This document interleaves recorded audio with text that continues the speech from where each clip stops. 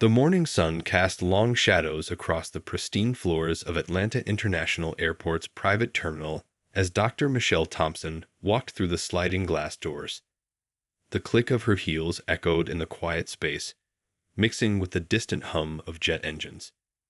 She'd made this trip dozens of times before, but today felt different somehow. She adjusted her cream-colored blazer and checked her watch. 7:45 a.m., perfectly early for her 9 a.m. flight to Boston. The medical conference, where she'd be presenting her groundbreaking research on pediatric neurosurgery, was just a day away, and her mind was already rehearsing key points from her presentation. The private terminal was starting to buzz with early morning travelers. A businessman in a charcoal suit chatted on his phone near the coffee station. Two flight attendants in crisp uniforms wheeled their bags toward the crew entrance. The familiar scent of premium coffee and freshly baked pastries wafted from the exclusive lounge area. Dr. Thompson smiled at the receptionist she'd come to know over her many trips. Her Louis Vuitton briefcase, a gift from her grateful patient's parents, held the research papers she'd spent months perfecting. The case itself told a story, each scratch and wear mark representing a different hospital, a different child whose life she'd helped save. As she walked toward the security checkpoint, she pulled out her credentials, her pilot-approved ID, her charter flight documentation, and her medical license. Though it wasn't required, she'd learned to carry everything. 15 years of being one of the few black female neurosurgeons in the country had taught her to always be over-prepared. The morning light streaming through the floor-to-ceiling windows caught the diamond studs in her ears, another gift, this time from her parents, when she graduated medical school. They'd scraped and saved for years to help her achieve her dreams. And moments like these, standing in the private terminal on her way to share her research with the world's top doctors, made every struggle worth it. She noticed other passengers preparing their documents, a couple in matching golf attire, an older gentleman with a leather duffel bag, and a young woman in business casual chatting with the lounge attendant. The atmosphere was relaxed, privileged, and familiar. Dr. Thompson took a sip from her travel mug, enjoying the last of her home-brewed Ethiopian coffee, a reminder of her heritage and the morning ritual she never skipped, no matter how early her flights. Her phone buzzed, a message from her colleague in Boston, excited about her upcoming presentation. She smiled as she typed a quick reply, then checked her flight details one more time. The charter company's app showed her aircraft was already being prepared, right on schedule. Everything was going perfectly, just as she planned. What Dr. Thompson couldn't know, as she stood there reviewing her presentation notes one last time, was that the next few hours would test her in ways no medical emergency ever had. The calm morning was about to transform into something none of the elegant private terminal's occupants could have predicted. She took one last look at her reflection in the terminal's tinted windows. Her hair was perfectly styled, her outfit was immaculate, and her expression was confident. Years of standing in operating rooms, making life or death decisions, had given her an aura of quiet authority. She was ready for her flight, ready for her presentation, ready for anything. Or so she thought. The security checkpoint was just ahead, and as she walked toward it, she noticed a new guard she hadn't seen before. Something about his stance, the way his eyes followed her movement, made her instinctively tighten her grip on her briefcase. 15 years of experience had also taught her to trust her instincts, and right now, they were telling her this morning might not go as smoothly as planned. As Dr. Thompson approached the security checkpoint, the new guard, Officer Peterson, straightened his posture and held up his hand, stopping her before she could even present her documents. The sudden motion caught her off guard, especially since another passenger had just breezed through moments before. "I'll need to see your ID and flight documentation," Peterson said, his voice carrying an edge that made several nearby passengers glance over. Dr. Thompson noticed how his tone differed from the friendly way he'd just spoken to others, but she maintained her professional composure. "Of course," she replied smoothly, opening her briefcase to retrieve her documents. She'd done this hundreds of times before, and her paperwork was always perfectly in order. As she handed over her pilot-approved ID and charter flight documentation, she watched Peterson's face carefully. He studied her ID with exaggerated scrutiny, holding it up to the light and turning it over several times. Behind her, 2 more passengers approached, a middle-aged couple in designer golf wear. Peterson barely glanced at their documentation before waving them through with a smile and a "have a great flight." Dr. Thompson felt her heart rate increase slightly, but her years of performing delicate brain surgeries had taught her to keep her hands steady and her mind clear under pressure. "Is there a problem with my documentation?" she asked calmly. "These could be fake," Peterson replied loudly enough for others to hear. "We get a lot of people trying to sneak into the private terminal." His emphasis on people made several nearby passengers shift uncomfortably. The young woman at the coffee station stopped stirring her drink, watching the scene unfold. "I've flown from this terminal twice a month for the past 3 years," Dr. Thompson explained, her voice level but firm. "You can verify my credentials with the charter company. I'm scheduled to speak at a medical conference in Boston tomorrow morning." Peterson's response was to pull out a thick manual of procedures, making a show of flipping through pages while more passengers accumulated behind Dr. Thompson. The couple who had passed through earlier lingered near their gate, whispering and watching the situation with concerned expressions. "I'll need to see additional identification," Peterson demanded, despite holding her pilot-approved ID, medical license, and charter documentation. "And proof of your medical credentials. Anyone can claim to be a doctor." Dr. Thompson took a slow, deep breath. The same breath she took before making the first incision in a difficult surgery. She could feel the weight of eyes on her, some sympathetic, others uncomfortable, a few recording with their phones. The terminal had grown quieter, the usual morning chatter replaced by tense silence. A flight attendant who recognized Dr. Thompson from previous flights started walking toward the security desk, concern evident on her face. The receptionist was already on the phone, speaking in hushed but urgent tones. "Officer Peterson," Dr. Thompson said, her voice clear and controlled, "I've provided more than the required documentation. I can see that you're not treating other passengers with this level of thoroughness. I'd like to speak with your supervisor." Peterson's face flushed red. "Are you accusing me of something?" he challenged, his hand moving to rest on his security radio. "Because if you're going to be difficult, we might have bigger problems." Dr. Thompson stood her ground, shoulders back, chin up, the same posture she used when leading her surgical team through challenging operations. She reached for her phone, her movements deliberate and calm. "I'm not accusing you of anything," she replied.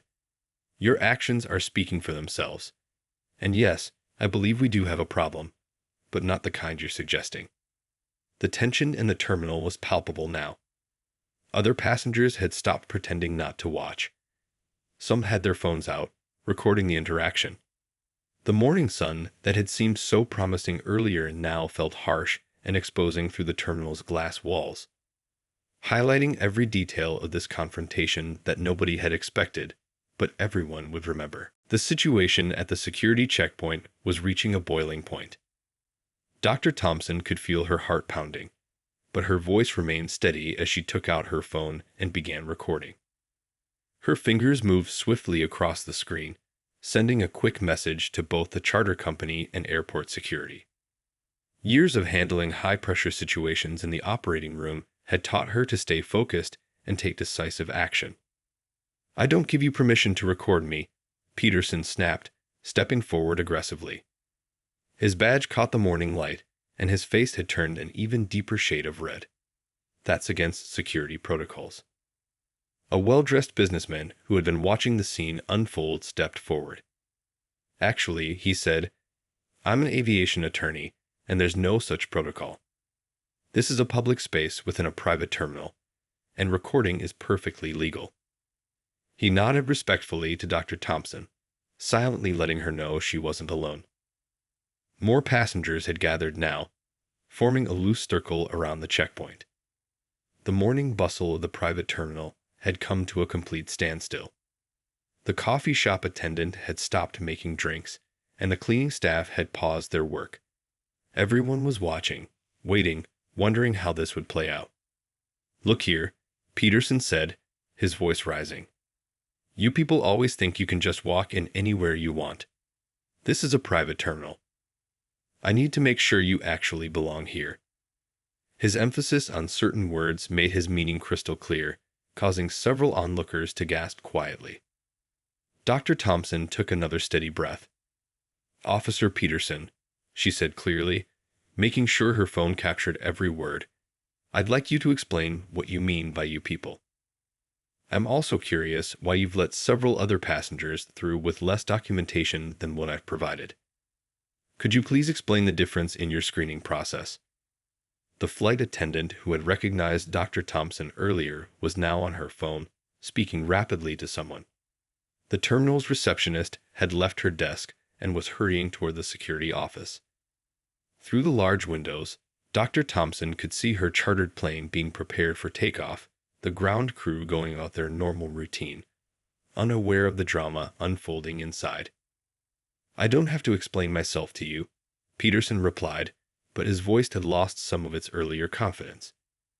He glanced around, seemingly noticing for the first time how many people were watching and recording the interaction. "This is a security matter, and I'm following procedures." "Which procedures exactly?" Dr. Thompson asked calmly. She pulled up the private terminal security guidelines on her phone. She'd made a point of learning them after facing similar situations early in her career. "Because according to the official guidelines, I've provided more than sufficient documentation. I'm a regular passenger here, and the staff knows me well. So please, explain to me and everyone watching. What exact procedure am I failing to follow?" The terminal had grown so quiet you could hear the distant rumble of jet engines outside. A young pilot who had just walked in sized up the situation and immediately pulled out his phone, presumably to contact operations. The attorney who had spoken up earlier was taking notes on his tablet, his expression grave. Just then, Dr. Thompson's phone buzzed. A message from the charter company confirming they were aware of the situation and taking immediate action. She allowed herself a small smile, never taking her eyes off Peterson. The security guard's earlier bravado was visibly crumbling as he realized the situation had escalated far beyond his control. "You still haven't answered my question," Dr. Thompson continued, her voice carrying clearly through the hushed terminal. "What specific reason do you have for denying me access to my flight? My credentials are in order. My flight is confirmed. I'm a regular passenger. So what, exactly, is the problem here?" Each question hung in the air, met with Peterson's increasingly uncomfortable silence. The morning sun now streamed fully through the terminal's windows, illuminating the scene like a spotlight on a stage. And in that bright light, the truth of what was really happening became impossible for anyone to deny. The sound of rapid footsteps echoing across the terminal's marble floor drew everyone's attention. Two airport security supervisors, wearing dark blue uniforms with gold badges, approached the checkpoint with purpose. Behind them walked the terminal manager, a tall woman in a sharp business suit, her face showing concern and determination. Dr. Thompson maintained her composed stance, phone still recording, as the group reached the checkpoint. She noticed how Peterson's posture changed immediately, his shoulders dropping, his earlier confidence dissolving into nervous glances between his approaching superiors and the crowd of witnesses. "Dr. Thompson," the terminal manager said warmly, stepping forward. "I deeply apologize for this situation. We've worked together for 3 years, and your credentials are beyond question." She turned to the security supervisors.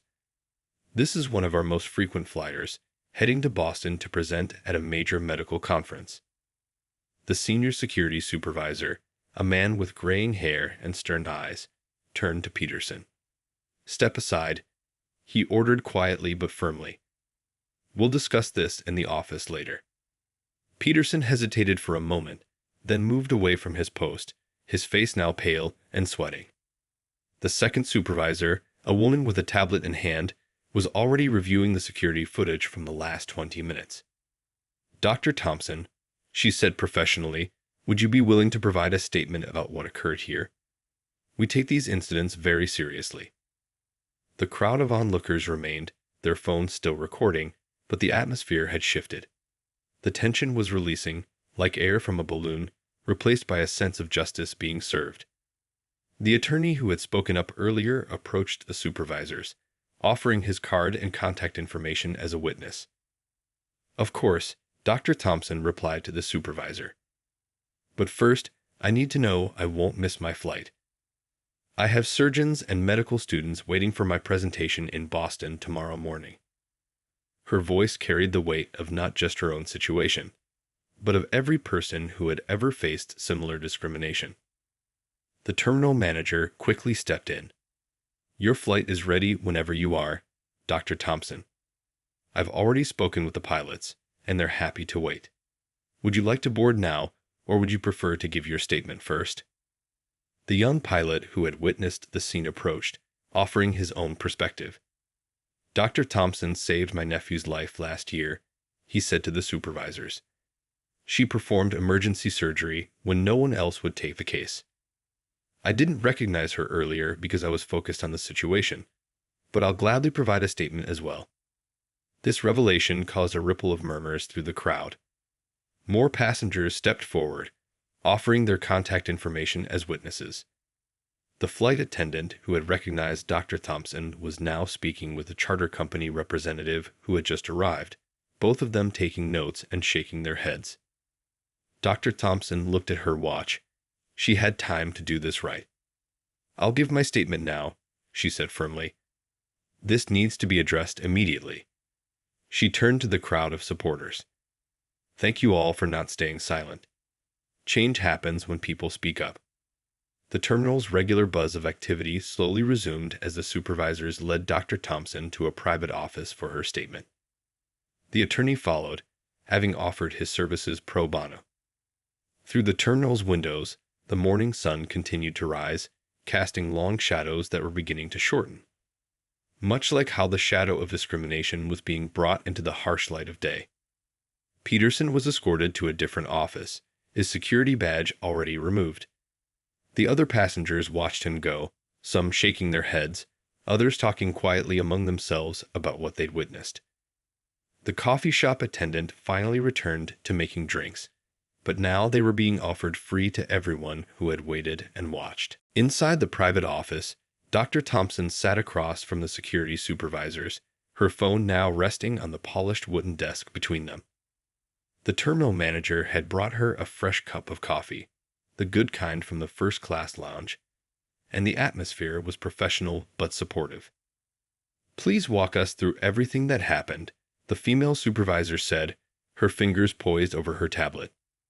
The office's warm lighting felt worlds away from the harsh fluorescence of the security checkpoint where everything had unfolded just minutes before. Dr. Thompson spoke clearly and methodically, the same way she would when describing a complicated surgical procedure. She detailed every interaction, every word exchanged, and every piece of documentation she had presented. The aviation attorney sat beside her, occasionally nodding as she spoke. "We've reviewed the security footage," the senior supervisor said, turning his computer screen so everyone could see. The video played silently, showing Peterson waving through passenger after passenger with minimal checks, until Dr. Thompson appeared. The contrast in his behavior was startling, even more obvious on video than it had been in person. "Look here," the female supervisor pointed out. 7 passengers went through with basic ID checks. Dr. Thompson presented 3 forms of identification, her charter flight documentation, and her medical credentials. The disparity is clear. She made several notes on her tablet, her expression serious. The terminal manager, who had been quietly observing, spoke up. "Dr. Thompson has flown through this terminal 47 times in the past 3 years. She's one of our most respected passengers." She pulled up Dr. Thompson's flight history on her tablet, showing a perfect record of professional conduct. Outside the office windows, they could see the crowd in the terminal had finally begun to disperse, though many passengers were still talking about what they'd witnessed. Several had left their contact information with the front desk, insisting on being available as witnesses if needed. The young pilot who had spoken up earlier was giving his own statement in another office, gesturing animatedly as he described what he'd seen. Through the glass walls, Dr. Thompson could see the flight attendant who had tried to help was doing the same in yet another room. The charter company is prepared to make a formal complaint, the attorney said, showing an email on his phone. They're particularly concerned because Dr. Thompson is not the first person to report issues with Officer Peterson, though this is the most egregious incident. The senior supervisor nodded gravely. We've already begun our internal investigation. Officer Peterson has been suspended pending review, but given the evidence. He left the sentence unfinished, but his meaning was clear. Dr. Thompson took a sip of her coffee, noting how her hands remained steady despite everything. I want to be clear, she said, looking each person in the room in the eye. This isn't just about me. This is about making sure nobody else faces this kind of treatment.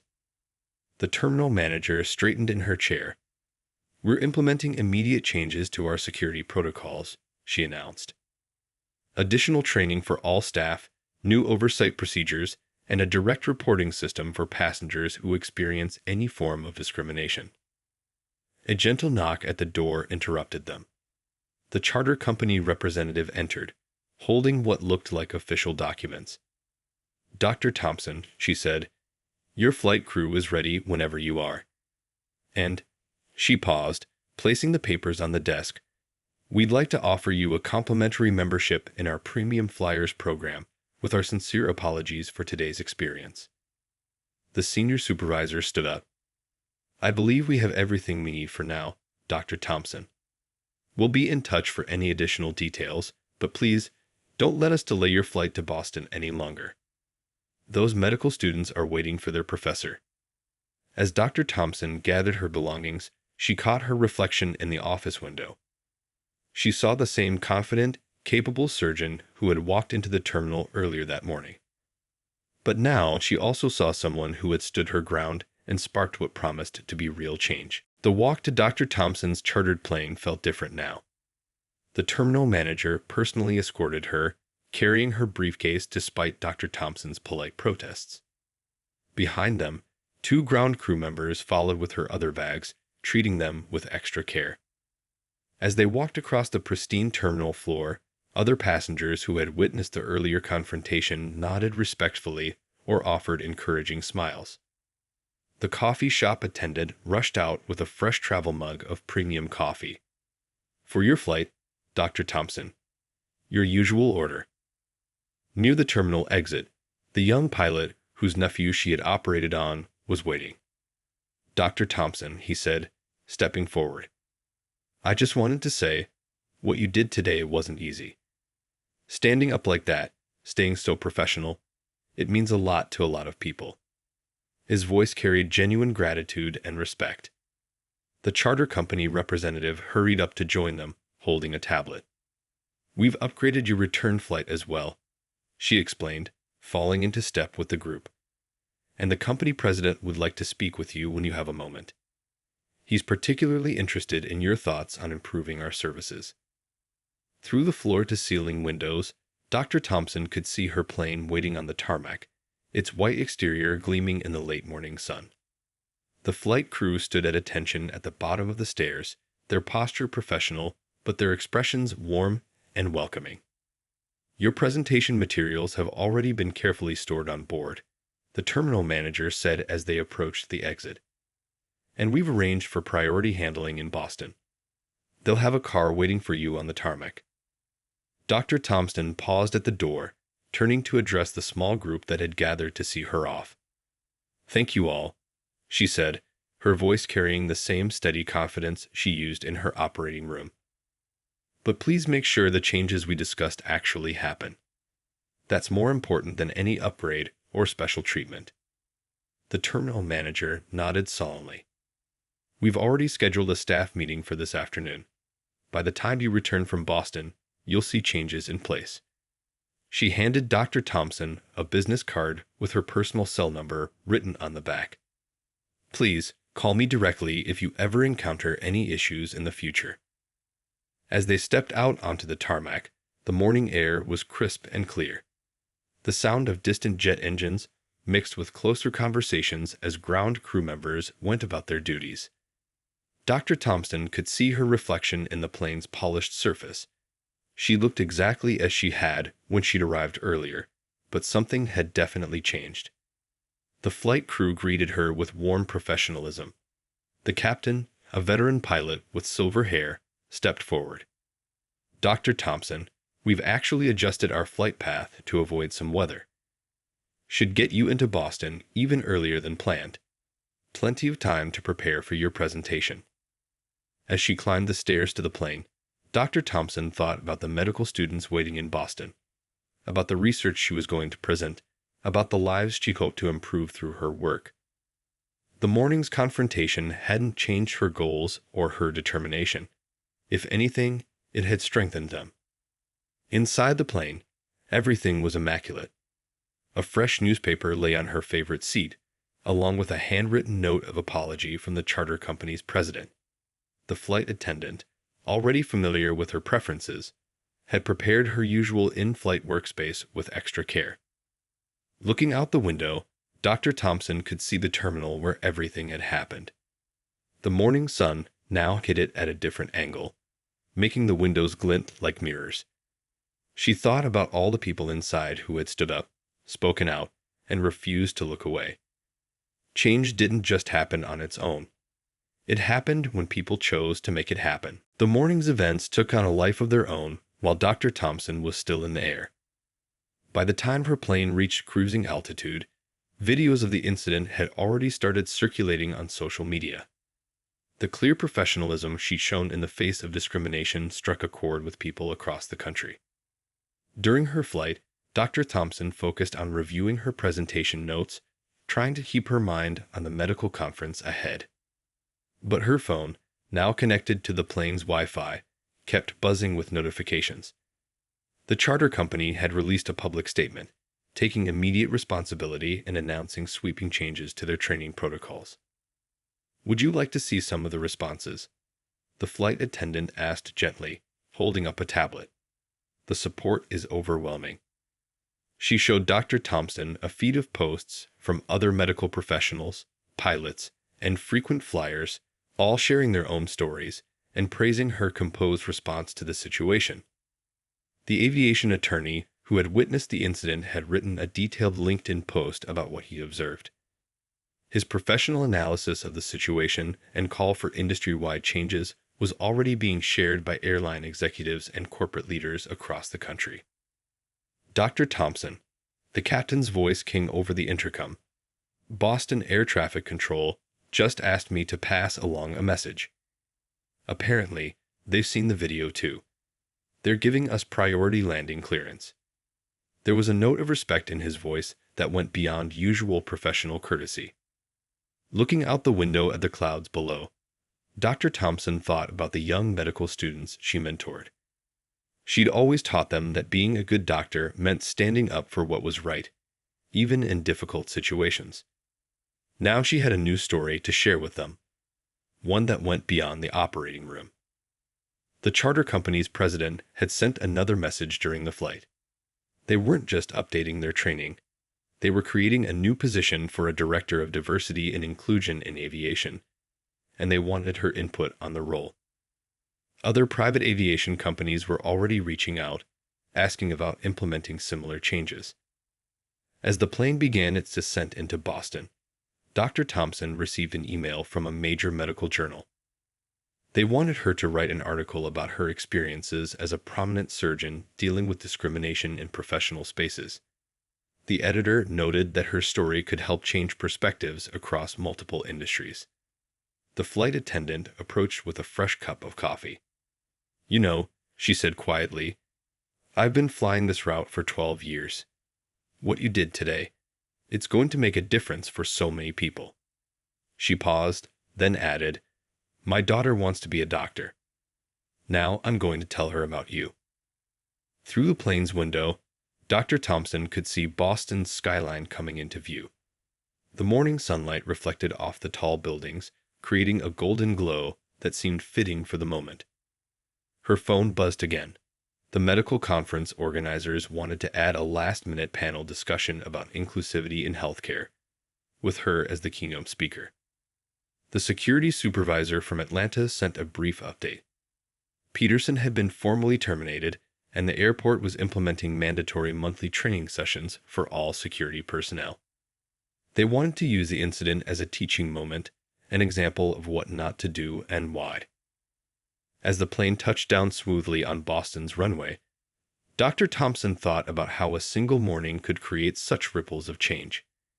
She hadn't asked to be in that situation, hadn't planned to become a voice for change in private aviation. But sometimes leadership meant standing firm when others tried to push you aside. 1 month after the incident, Dr. Thompson stood at the podium in a crowded conference room at the National Aviation Industry Summit. The audience included CEOs from major airlines, charter company executives, and airport security directors from across the country. Her story had become a catalyst for change that no one had expected. "We're not here to point fingers," she began, her voice carrying the same calm authority she'd shown that morning at the security checkpoint. "We're here to make sure every passenger, regardless of who they are, receives the same professional treatment we all deserve." The changes had started rolling out faster than anyone anticipated. The private terminal in Atlanta had completely revamped its security procedures. Every staff member now wore body cameras, and a new customer feedback system allowed passengers to rate their experience immediately after passing through security. During her presentation, Dr. Thompson shared snippets from the hundreds of messages she'd received. Other professionals, doctors, lawyers, business leaders, had written to share similar experiences. But now, they weren't just sharing stories. They were seeing real change in how private aviation handled security and customer service. "Last week," she told the audience, "I flew through that same terminal. The difference was remarkable." She clicked to the next slide, showing the new security setup. Clear protocols, professional staff, and most importantly, consistent treatment for every passenger. The charter company had gone beyond their initial promises. They'd hired diversity consultants to review every aspect of their operation, from booking procedures to in-flight services.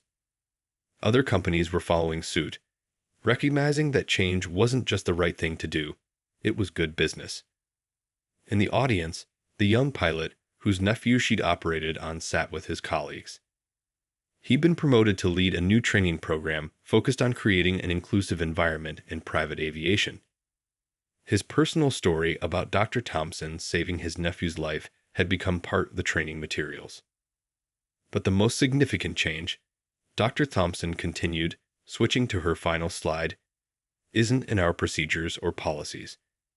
It's in our willingness to speak up when we see something wrong. She paused, looking across the room. Every person who took out their phone that morning, every witness who stepped forward, every professional who shared their own story, they're the reason we're seeing real change. The aviation attorney who'd spoken up that day was now working with a team of lawyers to develop clear guidelines for passenger rights in private aviation.